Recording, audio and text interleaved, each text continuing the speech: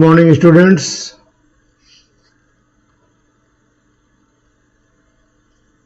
प्यारे बच्चों, हिंदी की कक्षा में आप सभी का स्वागत है। हम लोग छायावाद के आधार स्तंभों में से दूसरे प्रमुख स्तंभ सुमित्रानंदन पंत, जिन्हें प्रकृति के सुकुमार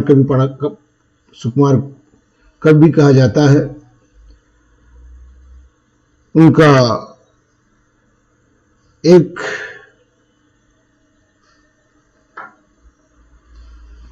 पाठ जो है नौका विहार, जो गुंजन नामक उनकी रचना से लिया गया था, उसको हम लोगों ने पढ़ा। अगला पाठ है, अगला शीर्षक है परिवर्तन, जिसे हम लोगों को अब नहीं पढ़ना है। हालांकि हमारे पहले के कोर्स में था, लेकिन कोविड-19 के कारण जो 30% की कटौती की गई, उसमें से ये परिवर्तन नामक शीर्षक को हटा दिया गया है। उनकी दूसरा ये सुमित्रानंदन पंत जी की दूसरी रचना जो युगांत है, उससे दूसरी कविता बापू के प्रति हमें पढ़ना है। शीर्षक है बापू के प्रति। आप सभी जानते हैं, बापू नाम आते ही भारत देश का प्रत्येक नागरिक इस बात को समझ जाता है कि बापू किसे कहा जाता है, अर्थात राष्ट्रपिता महात्मा गांधी। कवि सुमित्रानंदन पंत राष्ट्रपिता महात्मा गांधी से बहुत ही प्रभावित थे और उनके ही आह्वान पे उन्होंने कॉलेज छोड़ दिया था और राष्ट्रीय मुक्ति आंदोलन में सक्रिय योगदान के लिए सक्रिय भूमिका उन्होंने निभाई। लेकिन बाद में कवि हृदय होने के कारण वे राजनीतिक परिदृश्य में अपने आप को सामंजस्य नहीं बना पाए और वे पुनः अपनी कविता के ही क्षेत्र में वापस लौट आए और राजनीतिक जीवन से संन्यास लिया, अर्थात राजनीतिक जीवन से उन्होंने अपना पीछा छुड़ा लिया। बापू के प्रति चूंकि वो राष्ट्रपिता महात्मा गांधी से बहुत ही प्रभावित थे, चंद पंक्तियां भूमिका के रूप में दी गई हैं कि महात्मा गांधी के संपूर्ण व्यक्तित्व का लेखा जोखा देते हुए भारतीय जीवन में उनके व्यापक प्रभाव और भारतीय इतिहास को ही नहीं अपितु विश्व इतिहास में उनकी देन को रेखांकित करते हुए कवि ने अपनी भावांजलि समर्पित की है, अपने भावनाओं की जो है अंजलि समर्पित की है। सत्य, अहिंसा, सहयोग, प्रेम के माध्यम से अन्याय, हिंसा और साम्राज्यवाद की मदान शक्तियों को पराजित कर गांधी जी ने जिस अभूतपूर्व आत्मबल का परिचय दिया, उसका महत्व भी प्रतिपादित किया गया है। यह रचना विश्व मानवता के इतिहास में गांधी जी के योगदान का पूर्णतः परिचय देती है।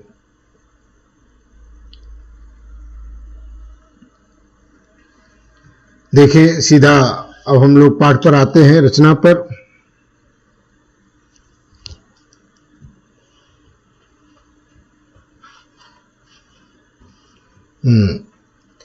तुम मांसहीन, सीधा पाठ पर हम लोग आते हैं। देखें, उनकी कविता है, तुम मांसहीन, तुम रक्तहीन, हे अस्थिशेष तुम अस्त्रहीन, तुम शुद्ध बुद्ध आत्मा केवल, हे चिर पुराण, हे चिर नवीन। तुम पूर्ण इकाई जीवन की, जिसमें असार भव शून्य लीन, आधार अमर होगी जिस पर भावी की संस्कृत समासीन। जैसा कि मैंने भूमिका में ही बताया कि पंत जी महात्मा गांधी जी से बहुत ही प्रभावित थे। प्रस्तुत पंक्तियों में कविवर पंत जी ने युग पुरुष महात्मा गांधी की स्तुति की है, एक तरीके से उनकी वंदना की है। तुम मांसहीन, तुम रक्तहीन, हे अस्थि शेष तुम अस्तहीन। युग पुरुष महात्मा गांधी की स्तुति करते हुए, उनकी वंदना करते हुए कबीर पंत जी कहते हैं कि हे बापू, तुम शरीर से इतने दुर्बल हो, तुम शरीर से, आप लोग जानते हैं कई लोगों ने सिंगल पसली का व्यक्ति कहा, हे बापू तुम शरीर से दुर्बल तथा मांस और रक्त से हीन हो, तुम मांसहीन। हे बाबू, तुम्हारे शरीर को देखने से ऐसा प्रतीत ही नहीं होता कि जैसे तुम्हारे शरीर में मांस हो, अर्थात तुम मांस से हीन, अर्थात जैसे तुम्हारे शरीर में मांस है ही नहीं, और तुम रक्तहीन, और साथ ही साथ लगता है जैसे कि तुम्हारे शरीर में खून भी नहीं है। केवल हे अस्थि शेष, लगता केवल कंकाल मात्र के रूप में तुम्हारे शरीर में केवल अस्थियां ही, हड्डियां ही शेष रह गई। तुम शरीर से दुर्बल तथा मांस और रक्त से हीन हो, एवं तुम्हारा शरीर केवल हड्डियों का ढांचा मात्र ही दिखता है। हे बापू, तुम शरीर से इतने दुर्बल हो कि तुम्हें देखने से ऐसा प्रतीत होता है जैसे तुम्हारे शरीर में मांस एवं रक्त हो ही न, अर्थात तुम मांस और रक्त से हीन प्रतीत होते हो, केवल हड्डियों का, अस्थियों का ढांचा मात्र ही दिखलाई पड़ते हो। उसे देखकर ऐसा प्रतीत होता है कि तुम्हारे शरीर में अस्थियां भी शेष नहीं है, तुम अस्थिहीन। पहले तो बताया कि अस्थि शेष केवल हड्डियां ही बची हैं, लेकिन बाद में फिर कभी कहता तुम अस्थिहीन। ऐसा प्रतीत होता है कि जैसे तुम्हारे शरीर में हड्डियां भी ना हो, अर्थात तुम्हारे शरीर में अब अस्थियां भी शेष नहीं बची हो, अर्थात तुम शरीर के इतने दुबले पतले हो। उनका भौतिक शरीर का वर्णन करते हुए कवि कह रहा है कि हे बापू, तुम इतने दुबले पतले हो कि तुम्हें देखने से ऐसा प्रतीत होता है जैसे तुम्हारे शरीर में मांस और रक्त हो ही नहीं, और केवल तुम हड्डियों का ढांचा मात्र शेष हो। फिर कभी आगे कहता है तुम अस्थिहीन। कभी कभी तुम्हें ऐसे देखने से तो ऐसा भी लगता है, ऐसा आभास होता है कि तुम्हारे शरीर में अस्थियां भी शेष न बची हों। तुम शुद्ध बुद्ध आत्मा केवल, हे शुद्ध माने यहां पवित्र, हे बापू तुम पवित्र ज्ञान से युक्त, तुम पवित्र ज्ञान से युक्त आत्मा वाले हो। शुद्ध बुद्ध आत्मा केवल, हे बापू तुम पवित्र ज्ञान से युक्त आत्मा वाले हो। हे चिर पुराण, हे चिर नवीन, पुराण माने प्राचीन, नवीन माने नूतन। तुम में प्राचीन और नवीन आदर्शों का समन्वय है। एक तरफ तुम जो है प्राचीन से घृणा नहीं करते हो, तो नवीन को अपनाने में भी परहेज नहीं करते हो, अर्थात तुम पुरातन प्राचीन को सम्मान देते हुए नवीनता को भी स्वीकार करते हो। तो हे चिर पुराण, हे चिर नवीन, तुम पूर्ण इकाई जीवन की। हे बाबू, तुम में प्राचीन और नवीन आदर्शों का समन्वय है, अर्थात तुम प्राचीन आदर्शों के साथ साथ नवीन आदर्शों को भी स्वीकार करते हो। हे बापू, तुम पूर्ण इकाई जीवन की, जिसमें असार भव शून्य लीन। हे बापू, तुम में जीवन की पूर्णता है। You are a complete man, अर्थात जीवन की पूर्णता, एक मानव जो जिसे पूर्ण कहा जाए हर प्रकार से, तुम पूर्ण इकाई जीवन की। हे बापू, तुम में जीवन की पूर्णता है, जिसमें विश्व की समस्त असार भव शून्य लीन, जिसमें विश्व की समस्त असारता, सारहीनता क्या हो जाएगी? लीन हो जाएगी, विलुप्त हो जाएगी। तुम पूर्ण इकाई जीवन की। हे बापू, तुम में जीवन की पूर्णता है, और जिसमें विश्व की समस्त आसारता, तत्वहीनता वह पूरी तरह से लीन हो जाएगी। आधार अमर होगी जिस पर भावी की संस्कृत समासीन। हे बापू, तुम्हारे ही जीवन के आदर्शों को आधार मानकर, तुम्हारे ही जीवन के आदर्शों पर भविष्य की संस्कृति और सभ्यता उचित प्रकार से प्रतिष्ठित होगी। हे बापू, तुम्हारे ही आदर्शों पर चल करके भविष्य की संस्कृति और सभ्यता क्या होगी? प्रतिष्ठित होगी, आधारित होगी। आगे बढ़ते हैं।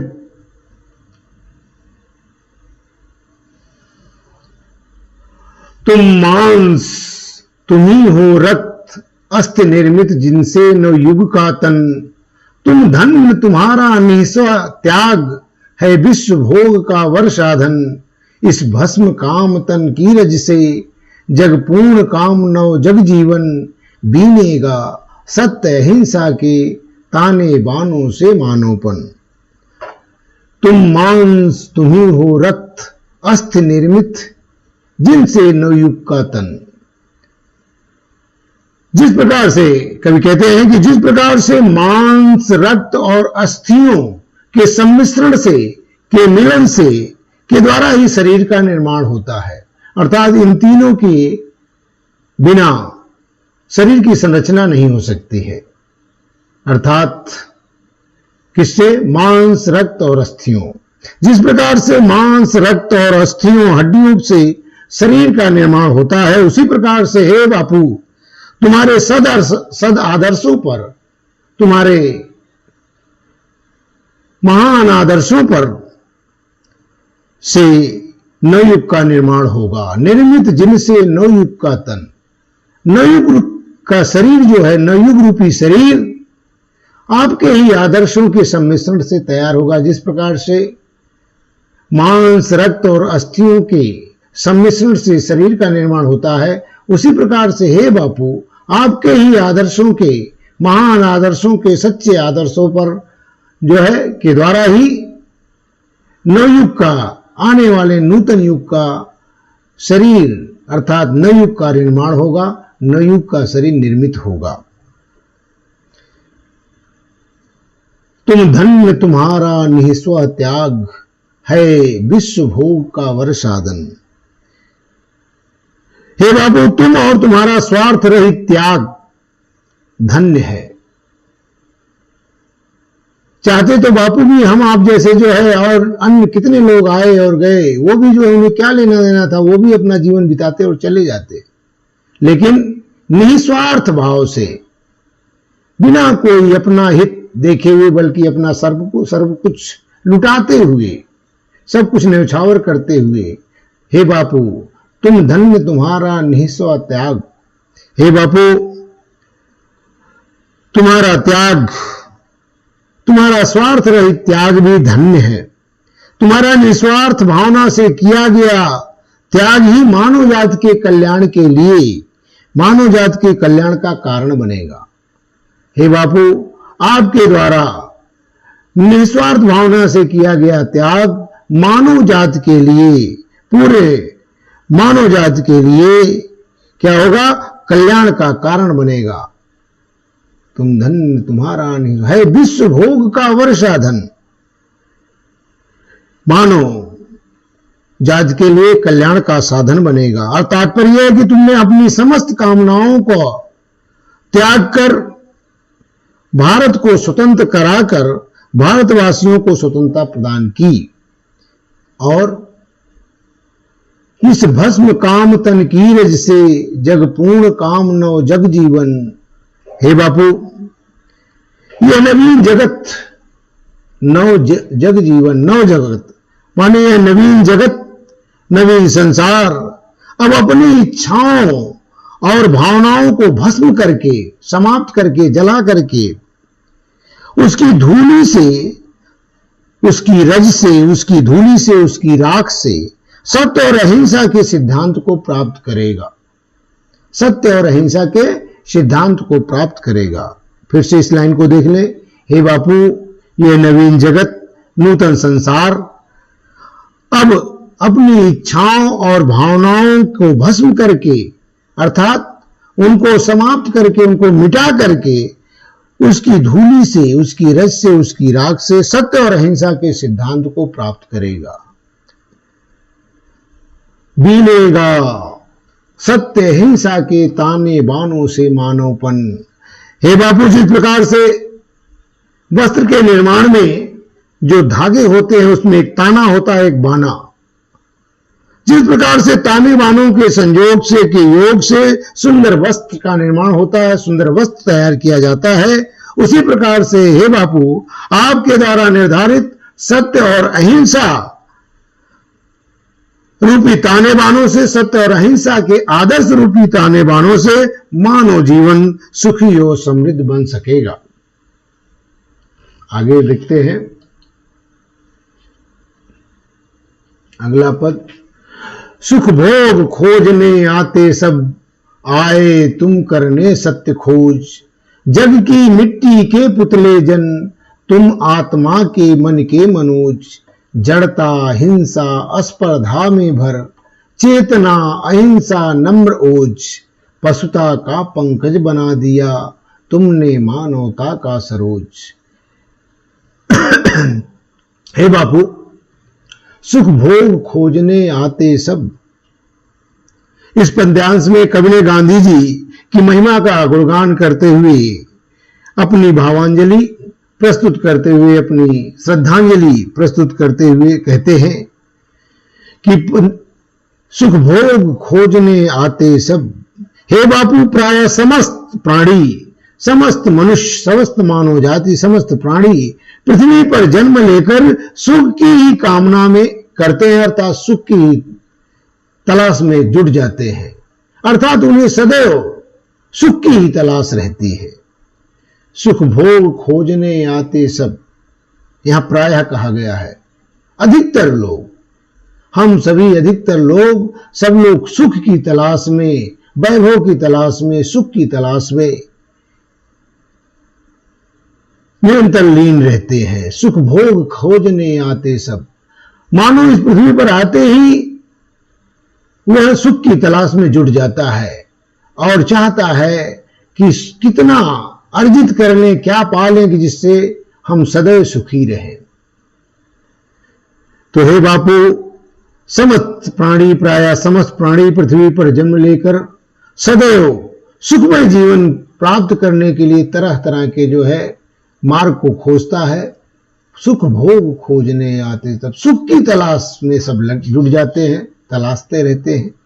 आए तुम करने सत्य खोज, लेकिन हे बापू, आपने इस पृथ्वी पर और लोगों से हट करके, लोगों से अलग सत्य की खोज करने के लिए आपने अवतार लिया।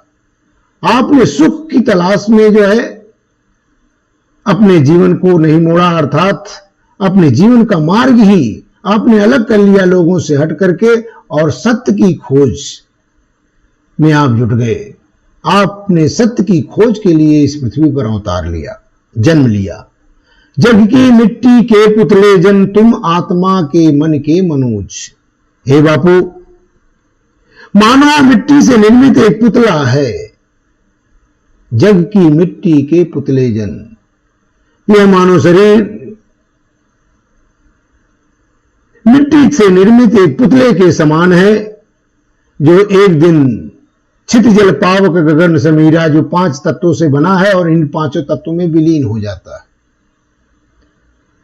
तो मानव मिट्टी से निर्मित एक पुतले के समान है, वह यहां मिट्टी से बनकर आता है, अर्थात इन 5 तत्वों से, छित जल पावक गगन समीरा, इन 5 तत्वों से बनकर आता है और अंत में इन्हीं 5 तत्वों में विलीन हो जाता है। पर हे बापू, तुम आत्मा के मन के मनोज। लेकिन हे बापू, आप भी उसी मिट्टी के बने थे, परंतु आपके उस मिट्टी निर्मित शरीर में सत्य आत्मा निवास करती थी। तुम आत्मा के, तुम में वास्तविक सत्य आत्मा निवास करती थी, मन के मनोज, और आप मन को प्रसन्न करने वाले कमल के समान थे। अर्थात आप उस कमल की भांति हैं जो कमल लोगों के मन को आनंदित करने वाला है, मन को आनंदित कर देता है, उसी प्रकार से हे बापू आप सत्य आत्मा वाले, पवित्र आत्मा वाले तथा लोगों के मन को आनंदित करने वाले कमल के समान है। आप भले उसी मिट्टी के बने हैं, लेकिन आप और लोगों से अन्य, आप में वास्तविक सत्य आत्मा निवास करती है और आप उस कमल की भांति हैं जो लोगों के मन को आनंदित करता है। जड़ता हिंसा स्पर्धा में भर, चेतना अहिंसा नम्र ओज। हे बापू, आपने मानो में जो जड़ता माने होता है एकदम जड़ हो जाना, स्थिर हो जाना, अर्थात अकर्मण्य हो जाना। हे बापू, आपने मानो की अकर्मण्यता, उसकी हिंसा भावना, प्राणियों की हिंसा करना और स्पर्धा, प्रतिद्वंदिता, हर एक दूसरे को पीछे करके आगे बढ़ जाना। हे बापू, आपने मानव में व्याप्त उसकी अकर्मण्यता, निष्क्रियता, उसकी हिंसा की भावना एवं प्रतिद्वंदिता, स्पर्धा की भावना, प्रतिद्वंदिता की भावना को दूर कर, अर्थात उसमें से लोगों को निकाल कर जड़ता हिंसा स्पर्धा में जो, हे बापू, जिस मानव में अकर्मण्यता, हिंसा और प्रतिस्पर्धा, प्रतिद्वंदिता भरी हुई थी, उसके अंदर से इन अवगुणों को निकाल कर, जब कोई चीज खाली हो जाएगा तो उसे भरा भी तो जाना चाहिए। उसमें क्या भर दिया? चेतना अहिंसा नम्र ओज।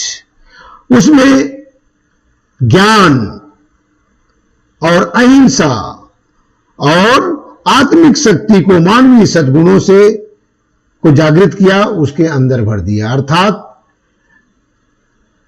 मानव में जो अकर्मण्यता, हिंसा की भावना और प्रतिद्वंदिता की भावना भरी हुई थी, उनके उस अवगुणों को निकाल करके उनके स्थान पर क्रमशः जड़ता के स्थान पर चेतना, अर्थात उसमें ज्ञान, अहिंसा, हिंसा के स्थान पर अहिंसा और नम्र ओज और आत्मिक शक्ति, मानवीय सद्गुणों को जागृत कर दिया, उसमें भर दिया। पशुता का पंकज बना दिया तुमने, मानवता का सरोज। देखिए प्यारे बच्चों, यहां आप लोग जानते हैं कि पंकज और सरोज दोनों ही कमल के पर्यायवाची है, दोनों ही कमल के पर्यायवाची है। पर्यायवाची का मतलब होता है कि उसका एक पर्याय, एक विकल्प, उसका अर्थ सेम नहीं होता, एकदम वही नहीं होता है। पंकज माने भी कमल होता है, लेकिन सरोज माने भी कमल होता है, लेकिन दोनों में अंतर है। पंकज, पंख में उत्पन्न, पंख माने होता है कीचड़, अर्थात ऐसा कमल जो कीचड़ में खिला हो, जो यहां जिसके इर्द गिर्द चारों तरफ कीचड़ हो। और सरोज, सरोज का मतलब होता है वह कमल जो जल पानी के बीच में हो, है कमल ही, लेकिन दोनों में अंतर है। एक कीचड़ के अंदर खिला हुआ हो और एक शुद्ध स्वच्छ जल में खिला हुआ हो कमल। तो पशुता का पंकज बना दिया तुमने, मानवता का सरोज।